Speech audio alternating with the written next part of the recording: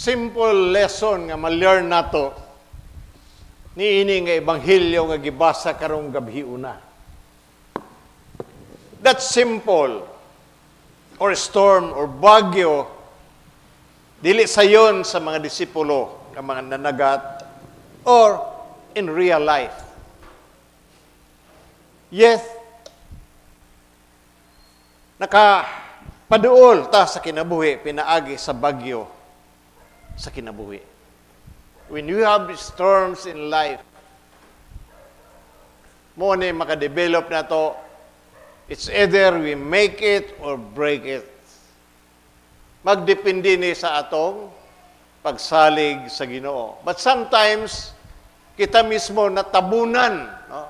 Mas dako pa ang problema kaysa atong gitawag nga Ginoo. Now, we would never learn, dili kita makatuon if life is always good or calm. Dili ta makatuon kung ang kinabuhi maayo, kanunay, o ang dagat, kalma. Ang gitawag na itong Christian faith, nga atong gitawag, dili lang nga muadto ta sa langit kung kita mamatay. Kaya mo man itong kahadlukan, mamatay ta ka padong. But it teaches us how to live here and now. Gitudloan taon, saon pagpuyo nato diri sa kalibutan. Especially kung tay bagyo sa kinabuhi. Atong hanaon-naon, nga niabot ang bagyo, na ay purpose ang Ginoo ni anang mga butanga. Saan na to kung moabot ang bagyo sa atong kinabuhi? What to do when life gets stormy?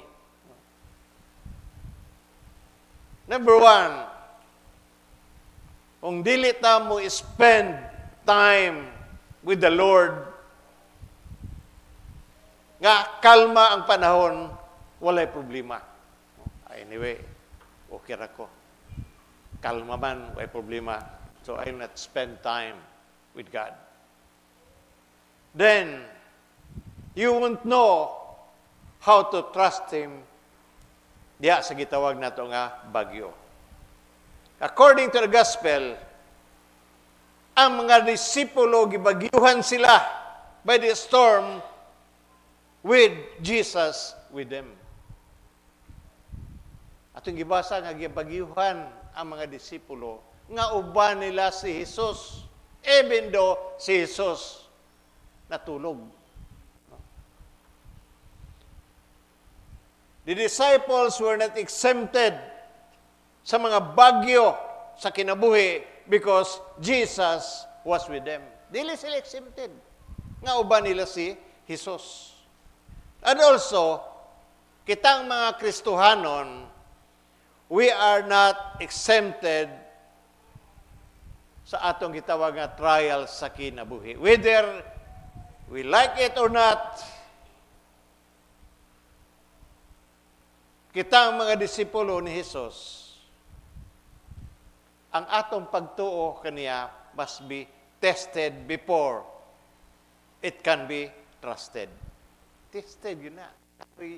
Testing o pagsulay nga buot sa atong tagsa-tagsa ka kinabuhi.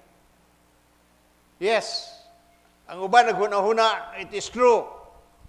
We think sometimes that being committed earn us special protection from the storm. Say nagatuotang anyway naman Ginoo nako ani. Exempted ko sa mga bagyo sa kinabuhi. And that is what we call wrong. Ang mga disipulo were in the storm. Na sila taliwala sa bagyo, not because they were disobedient. No? Dili sila disobedient. Pag ino Jesus, sakay sa sakayan mo adto ta bikas tampi. And they obeyed. They obeyed Jesus. Wala sila miingon nga, kusugay balo dia. Lord, ano lang ta kay mga lunod ta. No? Mao man kita mga Kristohano, daghang kay ta mga sitwasyon sa atong tagsa-tagsa ka kinabuhi. Remember, storm hits believer who are serving Christ.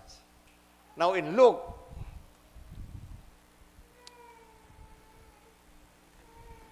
kachot lang ni, kaya wa makaprepare.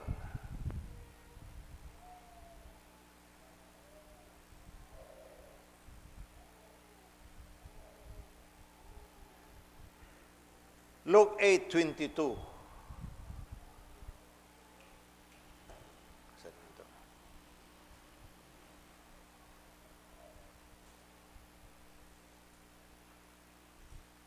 Nawala na. Hindi na siguro mao.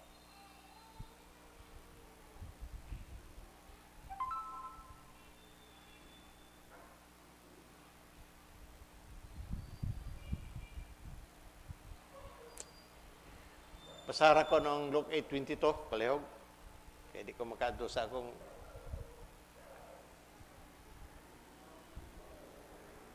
Luke 8:22.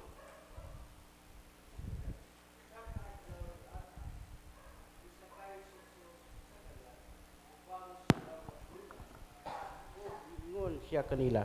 Utrabe, palihog.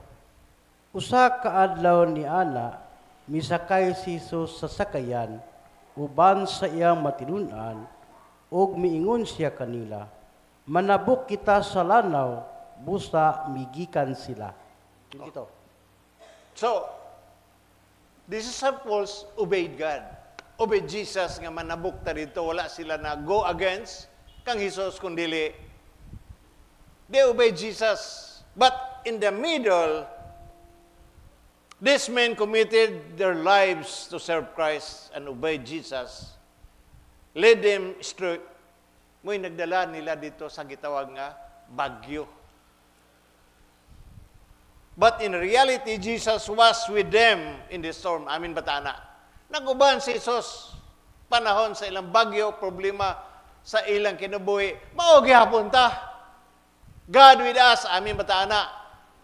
But it is hard for us nga mutuo ta ani nga kung dili nato makita ang Ginoo murag dili ta makatuo ani.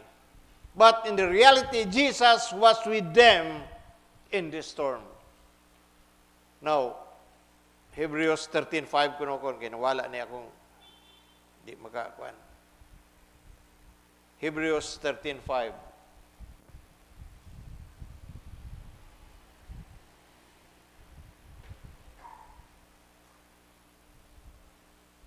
Hebrehanon.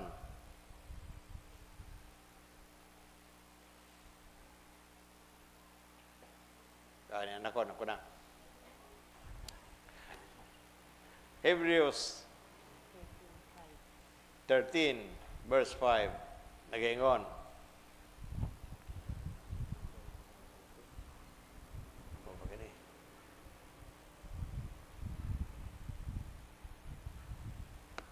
Okay, 13:5. Ayaw higugma ang salapi, kinahanglan nga makontento ko mo sa unsay anaa kaninyo kay nag-iingon ang Dios dili ko gayod kamo biyaan ni talikdan. During this storm of life nga nahimo-tabo, wala gid sila biyae ni Jesus. Even though gikuso-kuso na sila, wala gid sila biyae ni Jesus. Be reminded nga kita usahay natin problema sa atong ginabuhi, gikuso-kuso ta sa daghan kay mga problema, but be reminded that Jesus will never leave us nor forsake us. In James chapter 1, verse 12,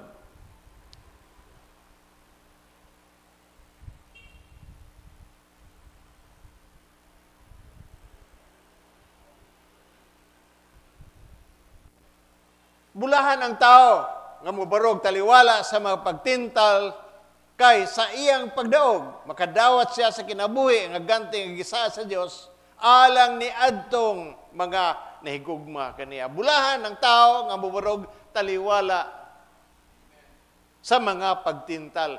Daghang kay maabot sa atong pagtintal, pero unsa nitabo, we give in to temptation and we receive a lot of situation in your lives.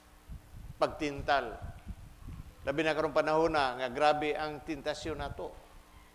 In James chapter 1, verse 2. Mga igsoon, isipang ang bulahan kamo kon ang tanang matang sa pagsulay mo abot kaninyo bulahan. Why? Because our faith is tested. Dili ka matawag og bulahan kung you give in sa sitwasyon. Mahimo kang bulahan. When tests and problems kung kita atong gitawag nga buburugta. In verse 3, kay nasayod kamo nga ang inyong pagtuo gisulayan lamang aron kamo mahimong mahulatayon.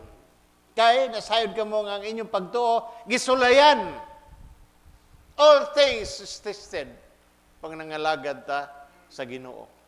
Pag nangalagad ka sa Ginoo, kay kanon o kay kwarta, wa tanan. Can we proceed with serving God with this? Nangalagad ba mo sa Ginoo nga tulo mo kaadlaw ay kaon? Kung saan man, kutoy na yung tiyan, anak.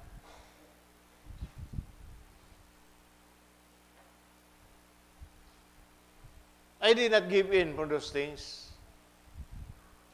Pero ang sinahitabo, after 3 days, victory if we, what we call, persevere. Now also in the story of Shadrach and Meshach and Abednego, who obeyed the Lord and found themselves in the storm of life, nga gibalhog sila dito sa kalayo nga init kayo, sa dihang nakita sa hari, dili lang tulo, kundili upat ang tuwa dito. Walking in the furnace. Kinsa man ito ikatulo. It is what we call the angel of God. Katong dito misanaka, naigruto dito ni atong unang panahon. Nawala karon pero tuagi hapon ang tungtunganan. Akong giingnan sa Padre Rex, pangiti rag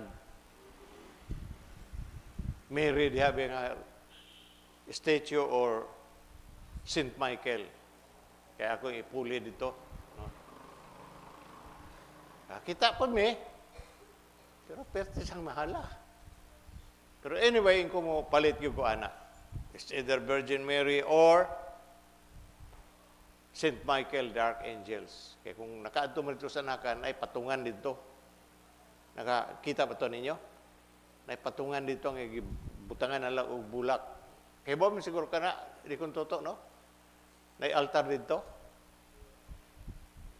O wala nakapanahon na ito. Wala na.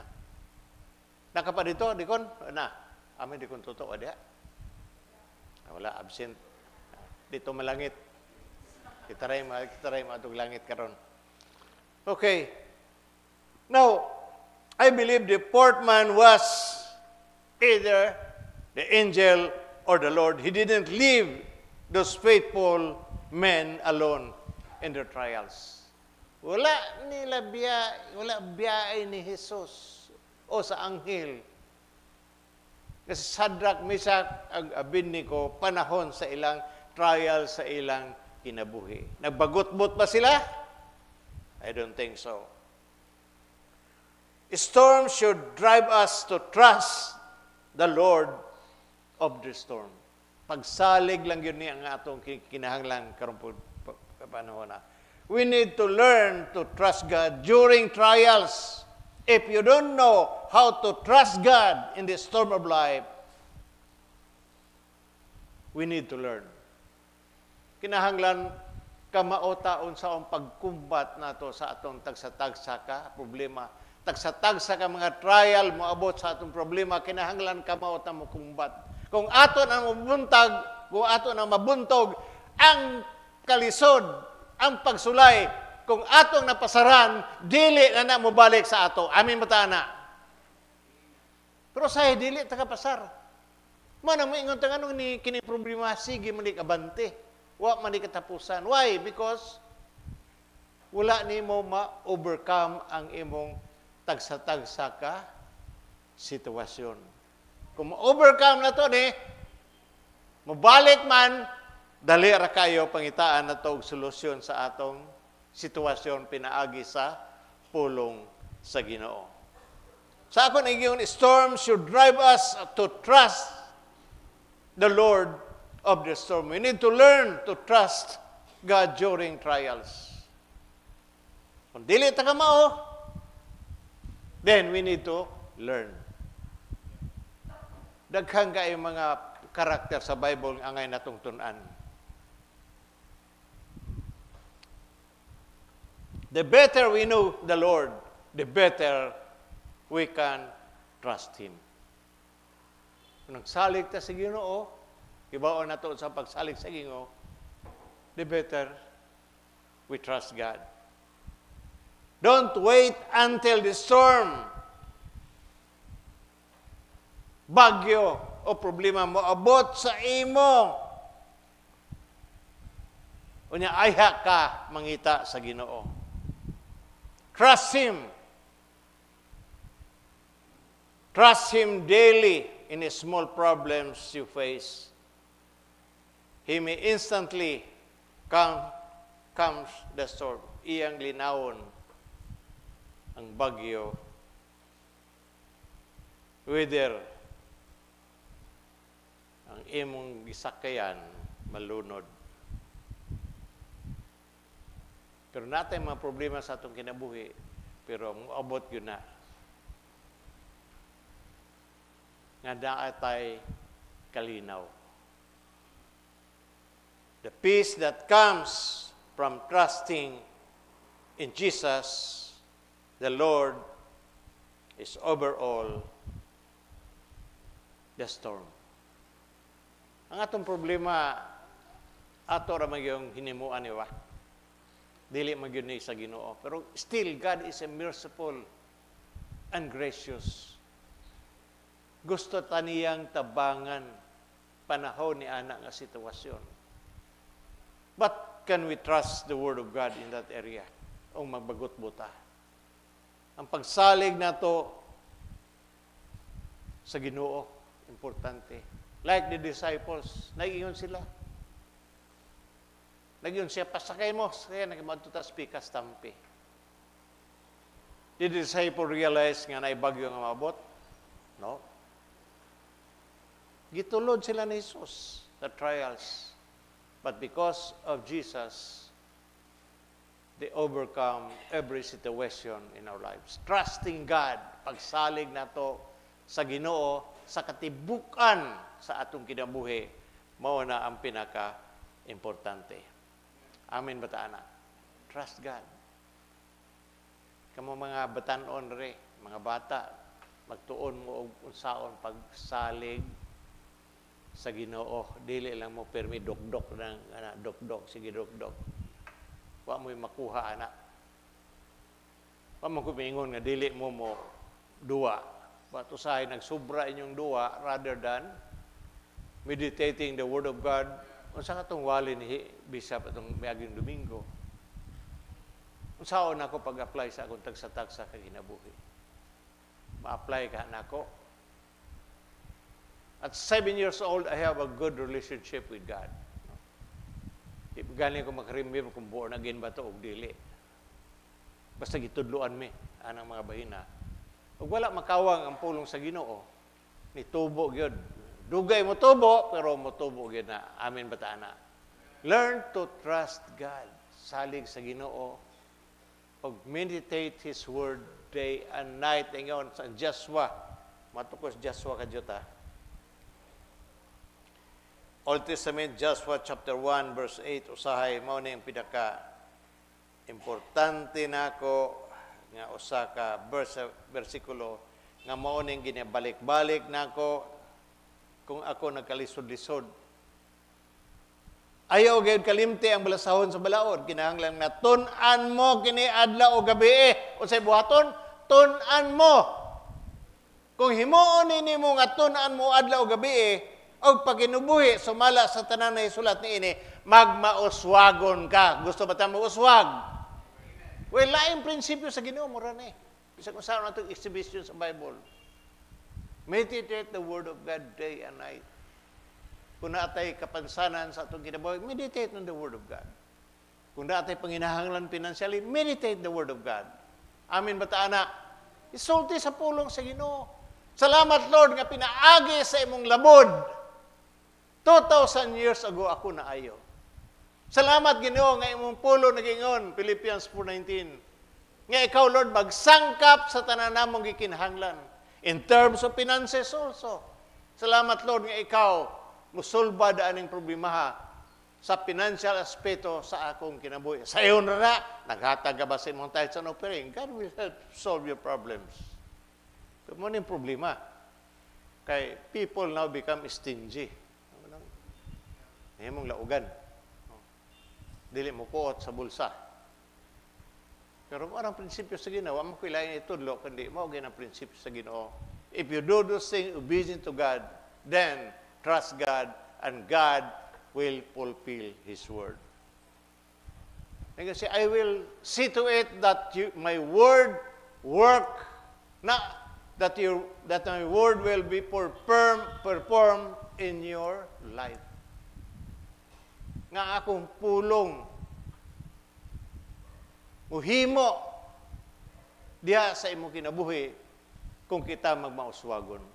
Gusto na itong mamauswagon. Isaiah 1:19, if you are willing and obedient, kung kita magmasinugtanon, makakaunta sa maayong abot sa yuta, dili tagutumon, amin bata anak. Hello? Pamaylahin solusyon nato ni kalibutan. Mura na ang solusyon nga gagihatag sa Ginoo. Dili na pinaagi sa atong pagka-bright, but obedience to God is the key. Nga katagsa-tagsa nato pinaagi sa pagtuo, we will prosper. Amen ba ta, anak? Magsugod ta sa pagsalig sa atong mga gahom nga Diyos. Amen? Yang yung tanan sa pagpanindog.